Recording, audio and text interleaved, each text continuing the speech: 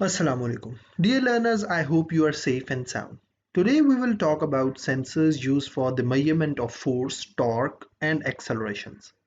Therefore, I have divided the whole lecture into three portions. In the first video, I'll discuss force sensors only, whereas the second will discuss torque and acceleration sensing will be left for the last video. As I will discuss various sensors, I will also state that where these sensors are used. Specifically, you will appreciate that force sensors are being used all around us, and you must have used or seen at least one of them. Before starting the discussion of force sensors, let me relate this thing with mass sensing. It is quite surprising to know that there are no mass sensors. Mass is simply the amount of matter a particular body has, and its units are, you already know, in kilograms or grams. You must have gone to the market to purchase 1 kg of fruits, for example. But how do you make sure that the shopkeeper is giving you the right quantity? The answer to this is quite simple. You weigh the things and see whether it is 1 kg or not. But stop right here. You want to buy some quantity of fruit, but instead of measuring the mass, you are measuring the weight. You must be aware that weight doesn't have the units of kg or grams, but the units of weights are newtons. Now, what is that? How come you bring home fruits which you measured using weight and state that you have bought 1 kg fruits? You measured weight and are stating its mass. Well, don't worry, you are doing the right thing because there are no mass sensors. Therefore, we always measure mass indirectly by measuring the weight. And why is that? You must know that weight is equal to mass multiplied with the gravitational acceleration. It is supposed that on Earth the value of g, that is the gravitational acceleration, is going to be a constant one. Therefore, mass is directly going to represent the weight. Note one thing over here, that weight is a special name given to force the Earth is applying on a particular body to pull it towards itself.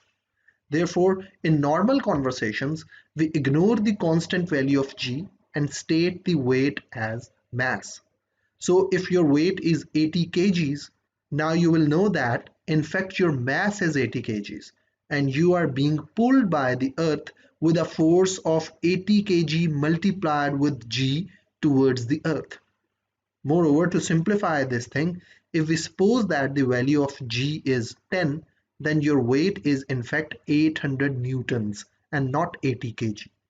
So from now on, whenever you want to measure the mass, you are going to measure the weight and then divide the weight by the value of g to know the mass. Furthermore, weight is nothing but a special name given to force. So in fact, what you are doing is you are measuring force. The most common working principle used to measure force is that the application of force produce some measurable displacement or deformation in any particular object.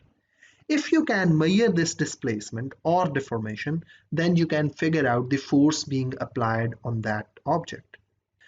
A very famous component used to measure force is called a load cell. There are different forms in which load cells are made, and different methods are employed to measure the deformation produced in the load cells. Basically, a load cell is nothing but an elastic element that will show some deformation if a force is applied onto it. Moreover, this force can be a compressive force or a tensile force. That is, it might compress the load cell or it might try to induce tension in it. I will discuss different types of load cells in a bit, but whatever type of load cell you are considering, it has advantages of being relatively low cost, tolerance against corrosive environments and dirty environments, ability to withstand shocks, and measure wide range of forces applied on them. Furthermore, installation of load cells is also quite simple and straightforward. The only disadvantage associated with load cells is of permanent deformation. As these structures are elastic in nature, therefore after being repetitively used, a permanent deformation is induced in them. This permanent deformation can affect the load cell in two different ways. Firstly, it will induce bias in the output reading. That is, if no load is applied onto the load cell, it will show some output. You know that this problem can be easily taken care of as it is a simple problem of zero drift or bias removal. Secondly, the range of sensing will also decrease because the range is dependent on the amount of deformation the force is producing. And if the structure or the load cell is already deformed a bit, then the deformation produced by the force has to be lesser. Otherwise, if the deformation goes beyond the elastic limit of the structure, then the load cell will become totally useless. You can easily understand both of these problems through this graph. Suppose that the spring is permanently extended till this point. First of all, it will give you some output even if no force is applied. And secondly, only this amount of force can now be applied if you want the spring to remain in the elastic limit. Over here, some structures that are used as load cells are shown. Each structure has its own advantages and disadvantages. For example, the cylindrical block or rectangular block will show much less deformation as compared to proof ring or proving frames.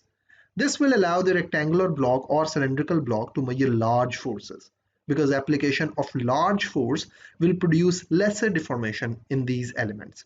However, if the same force is applied on a similar sized proof ring or proving frame, then the deformation might exceed the elastic limit of the element. On the contrary, the proving frames are much more sensitive. That is, they will show higher deformation in response to a smaller force. You must be wondering that how deformation in the load cells will be measured. Well, there are different displacement sensors which are used for this purpose. But the most famous one is the strain gauge. In one of the previous lectures, whose link is given in the description, I have discussed that how strain gauges work. Just to recap, strain gauges are made of thin metal wires or metal foils, and they use the fact that if this wire is stretched, its resistance is going to change. These strain gauges are bonded onto the structure of the load cell at specially determined locations and in correct orientation. As you place the load on the load cell, the structure is going to deform and it is going to become stretched or compressed at different places depending on the shape of the structure. At those places, strain gauges are bonded, and as the structure deforms, the strain gauges are stretched or compressed. This stretching or compression is noted by the change in resistance of the strain gauge, and hence it is calibrated to measure the force applied. So the larger the force you are going to apply, the more deformation is going to occur. And this deformation will be measured by the bonded strain gauges. Normally in practice, load cells that are employing strain gauges can measure weights up to 3,000 tons. Apart from strain gauges, sometimes LVDT and piezoelectric transducers are also used to measure this deformation. I have already discussed what is a piezoelectric transducer in a previous video whose link is also given in the description. Whereas I haven't discussed that what an LVDT is. For that, you have to wait until I reach the discussion of displacement sensors. Over there, I will describe in detail that what an LVDT is and how it can be used to measure deformation or small displacements. You must have measured your weight using a bathroom scale, or you must have seen this kind of weighing scale in the market where it is being used to measure the weight of whatever you are purchasing. Furthermore, if you have traveled through air, then your luggage is weighed before you are boarded onto the plane. You can think of several other situations where you have witnessed weighing of something. All those weighing machines are using load cells, which we have just discussed. The main thing in all kind of weighing machines is that there is a top plate and a bottom plate, between which load cells are placed. If you apply weight on the top plate, the load cells are going to deform, and this deformation will be read by the strain gauges, and hence the applied force or weight will be measured. Therefore, using 3 or 4 load cells, you can easily make this kind of weighing machine at your home on your own as well. Other than strain gauges, there are other ways to measure deformation of a load cell as well. One of them is the use of pressure sensor to measure a change in pressure because of the deformation of a load cell. In the schematic shown, a constant supply of air at a particular pressure is provided from this side, and the pressure sensor on the other side gives you the pressure of the supplied air. However, application of force on the top plate will cause the entrance to get blocked, hence restricting the airflow. This restriction is going to affect the pressure inside the load cell that will be detected by the pressure sensor. These kind of load cells are easy to construct and operate. The downside, however, includes lower measurement resolution. Instead of using air inside the load cell, hydraulic fluid can also be used. The high load bearing capacity of hydraulic fluid make these kind of load cells ideal for measuring much higher weights.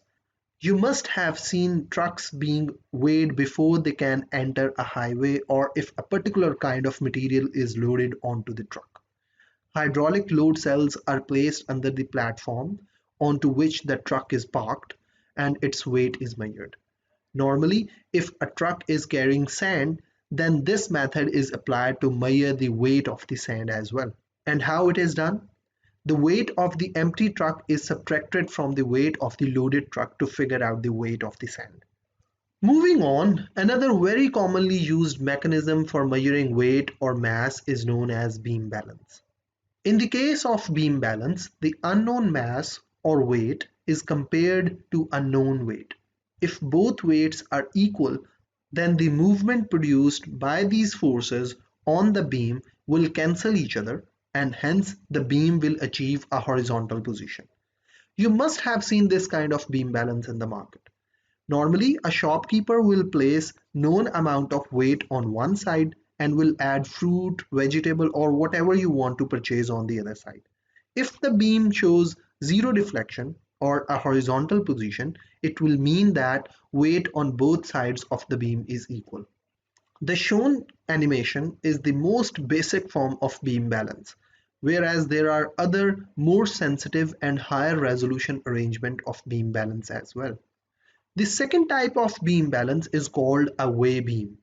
The working principle of the way beam is exactly the same as that of the beam balance. But instead of a provision of placing only one known mass, there are two different masses through which the beam can be balanced.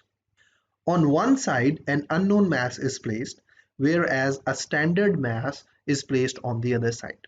A second standard mass is attached on the beam and its position can be changed by sliding it on the beam.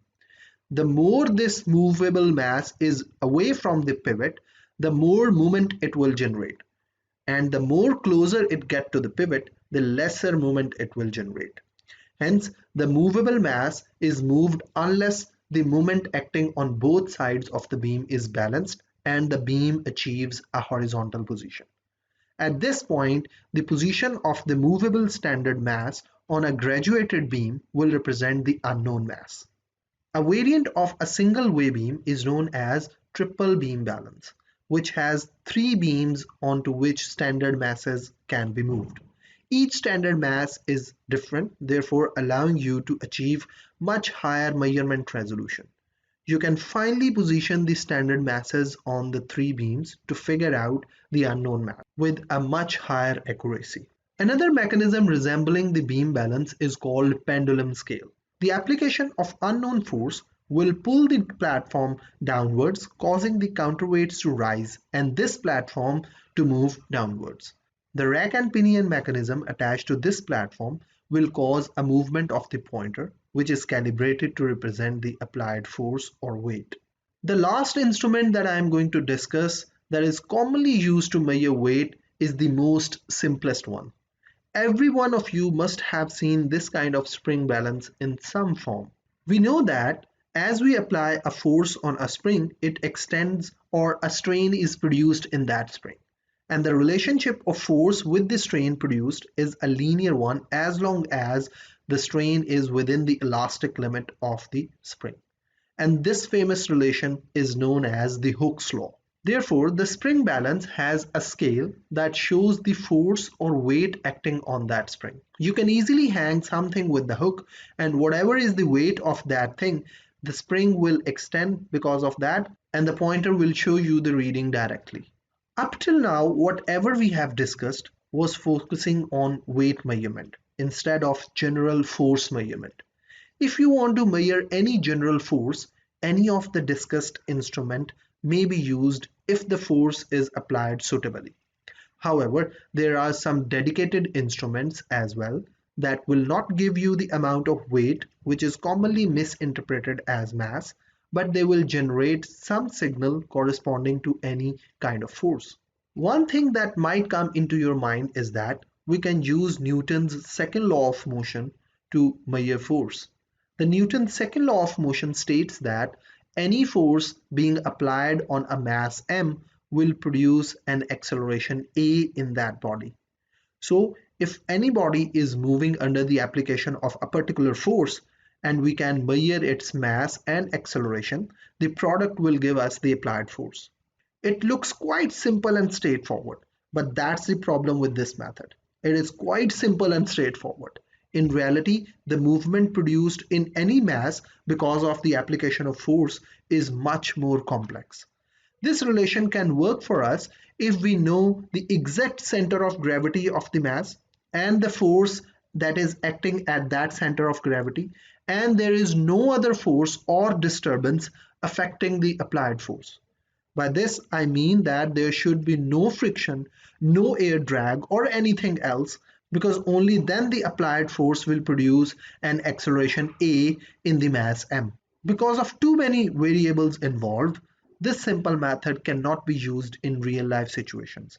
Therefore, if only approximations are needed, then this relationship may be used, whereas for more accurate and concrete force measurements, instruments utilizing some other working principles are used. We have seen these things and studied that how these things work. Load cells are the most widely used sensors for weight measurement or force measurements. They can measure weight or a force acting at any direction provided they are suitably placed. So I won't be discussing load cells anymore because we have already gone through their working.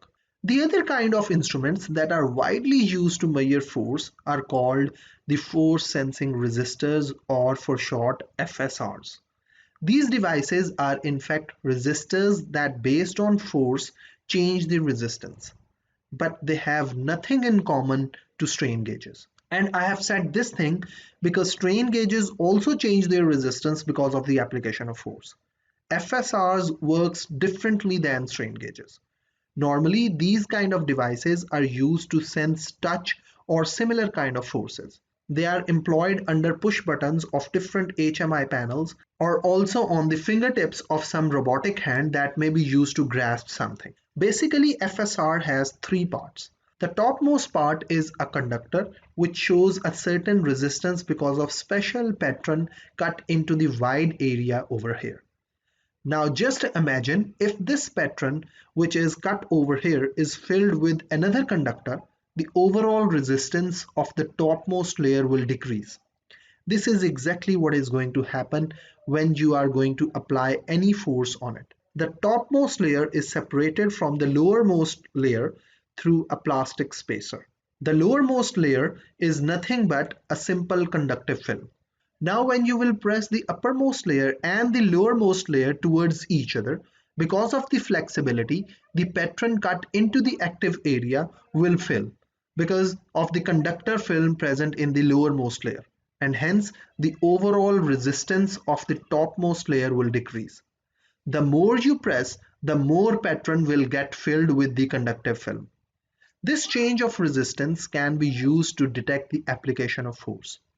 Note over here that these kind of resistors are used to approximate forces and does not have accuracy or resolution to record exact amount of forces. With this, I would like to end this video with the hope that you have understood how force or weight is measured in different instruments.